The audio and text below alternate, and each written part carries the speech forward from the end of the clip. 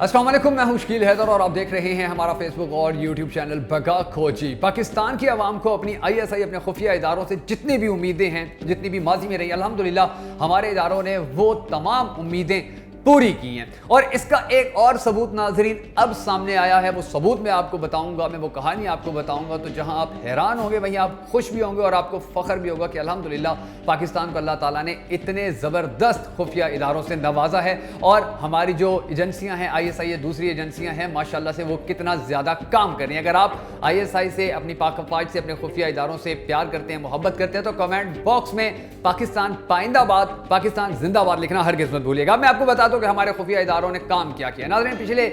چند روز کے دوران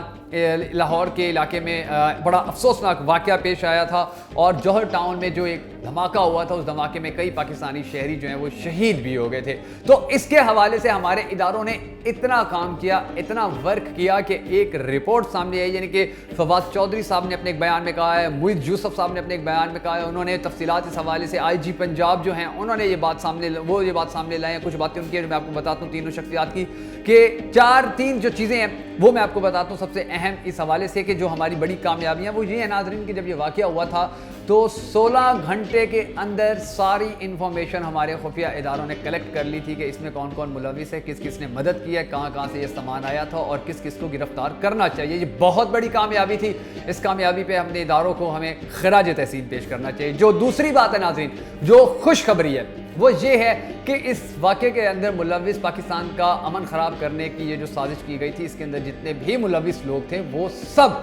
پکڑے جا چکے ہیں، اور یہ بہت بڑی خبر ہے، یہ بہت بڑی کامیابی ہے ہمارے اداروں کی۔ جو تیسری خبر ہے وہ وہی ہے جس کی ہم سب کو امید ہوتی ہے، کہ معید یوسف صاحب نے بھی کہا ہے، فواد چودھری صاحب نے بھی کہا ہے، کہ اس مسئلے یہ جو حملہ ہوا تھا، اس کے اندر جو بلاسٹ ہوا تھا، اس کے اندر جو ماسٹر مائنڈ تھا وہ بیسیکلی بھارت سے تعلق رکھتا تھا۔ بھارت سے اس نے ٹریننگ لی ہوئی تھی، اور بھارت ہی سے اس ساری چیز کو جو ہے وہ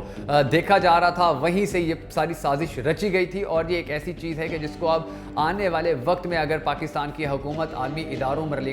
لے کے جائے تو یقین جانیے کہ پاکستان بھارت کو نہ صرف بلیک لسٹ کروا سکتا ہے، بلکہ بہت سارے ممالک بھارت کے خلاف تحریکیں بھی شروع کر دیں گے کہ یہ کیسا ملک ہے کہ یہ اپنے پڑوسی ملک کا امن خراب کرنے کے لیے یہ حرکتیں کر رہا ہے۔ تو یہ جو کامیابیاں ہیں ہمارے خفیہ اداروں کی، الحمدللہ ان کامیابیوں پہ ہمیں پوری پاکستانی قوم کو فخر ہے، اور ہماری دعا ہے کہ جو ہمارے ادارے ہیں وہ اسی طرح پاکستان کے تحفظ کو یقینی بنانے کے لیے اور پاکستان کا امن خراب کرنے والوں کو اسی طرح ان کے کیفر کردار تک پہنچانے کے لیے اپنا کردار کامیابی سے ادا کرتے رہیں گے۔